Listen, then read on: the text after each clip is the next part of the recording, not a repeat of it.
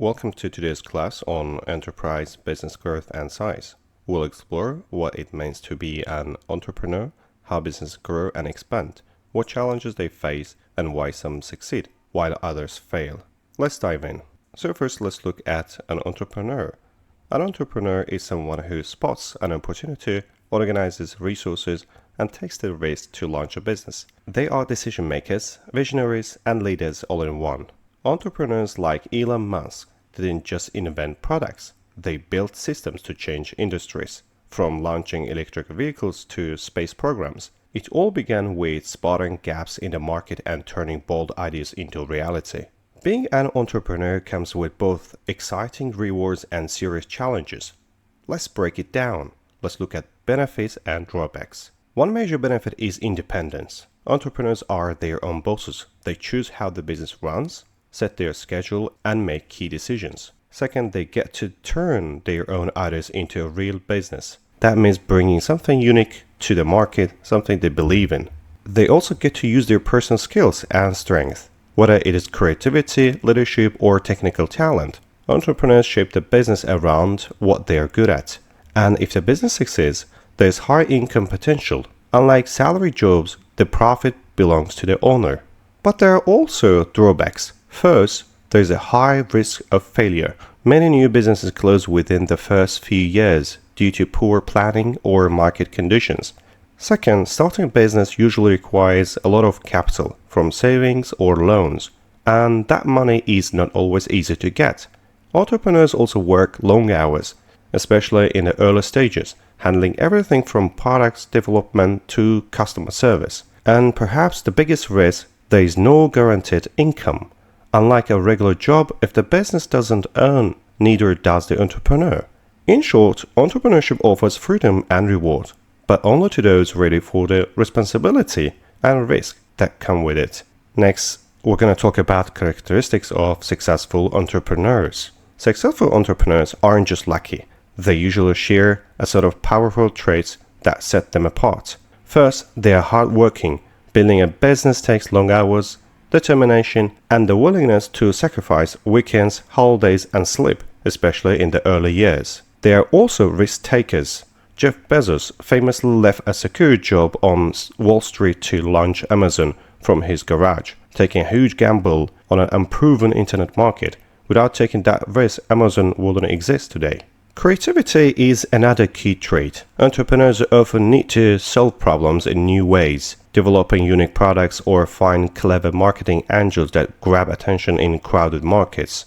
Then there is optimism.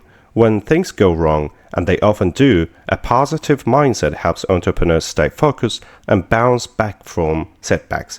Optimism keeps the vision alive even in difficult times. Self-confidence is crucial. Entrepreneurs must believe in themselves and their ideas to win over investors. Hire the right people and lead a team with conviction.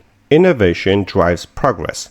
The best entrepreneurs look for ways to improve how things are done. Think of how Airbnb revolutionized travel by turning homes into hotels. That's innovation in action.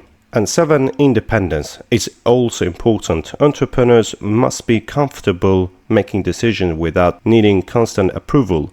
They trust their instincts and take responsibility for results. Finally, they must be effective communicators. Oprah Winfrey built a media empire not just with charisma, but with the ability to connect deeply with people, communicate her message clearly, and inspire trust. These traits don't guarantee success, but they dramatically increase the chance, and they can be developed with time, effort, and experience. Next, we're going to talk about a business plan and why it's important. A business plan isn't just a formality, it's a detailed roadmap that shows where your business is going and how it plans to get there. It helps entrepreneurs think ahead and convince banks or investors that the business is worth backing. First, it starts with business description. This gives a snapshot of what the business is about, its goals, and why it was started. For example, a tech startup might explain its mission to improve remote learning using AI. Next, the product or service section. This explains exactly what the business offers, how it benefits customers, and how it stands out from competitors. It may also describe how the product is made or delivered. The market analysis and the competitors section dives into who the target customers are, how big the market is, and what other companies are doing. Good plans include market research and predictions about future trends. Then we have the location and delivery methods. This outlines where the business will operate and how it reaches customers. Whether it's a physical store, online shop, or mobile service, the plan explains how customers access the product. Management and staff structure lays out who runs the business, their experience, and how many employees are needed. Investors want to know the team is capable and organized. One of the most crucial parts is the financial information. This includes projected income, expected costs, funding sources, and cash flow forecasts. It shows whether the business can be profitable and sustainable. And finally, the business strategy ties everything together. It explains how the business plans to attract and keep customers, grow over time, and stay ahead of the competition. With all these components clearly outlined, a business plan builds confidence. It shows you have done your homework and that you're serious about success. Now let's look at who uses a business plan. Business plans aren't just for the entrepreneurs. Banks need them to decide if a loan is worth the risk. Suppliers use them to decide whether to offer credit. Investors rely on them to understand return potential. Even governments may require them for legal, tax, or licensing reasons. A solid plan builds trust and opens doors. Now we're going to look at startups. A startup is a newly established business, typically in its early stages. Why governments support startups?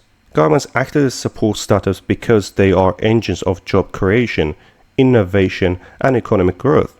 First, startups help to reduce unemployment by hiring workers, especially in local areas where job opportunities are limited. Second, they encourage competition, challenging established businesses and driving them to improve. Startups also increase national output by introducing new products and services into the economy, which boosts GDP and tax revenues. And importantly, many startups aim to solve social problems like providing education, healthcare, or clean energy, helping promote long-term social development. Now let's see how governments support startups. Governments don't just support startups in theory, they offer real tools to help them grow. Training and monitoring programs give new entrepreneurs guidance on writing business plans, managing money, or marketing products. Enterprise zones provide cheap office space or tax incentives to lower early costs. Grants and loans offer funding that many new businesses can't get from private banks. Finally, startups often gain access to research, technology, and innovation networks through universities or government labs. All of these supports make it easier for startups to survive and thrive. In the next part, we're going to look at business measurement and business expansion. So, how business size is measured?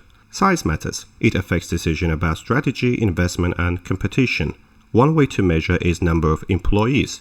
For example, McDonald's employs over 2 million people globally. Value of output measures what a firm produces. Samsung produced electronics worth over $200 billion in 2024. Sales revenue shows market success. Amazon made $574 billion globally in the same year. Capital employed reflects assets. Companies in oil or steel invest billions into machinery and infrastructure. There are also some limitations of measuring business size. Each method has flaws. A tech firm may earn billions with few employees, then it's capital intensive.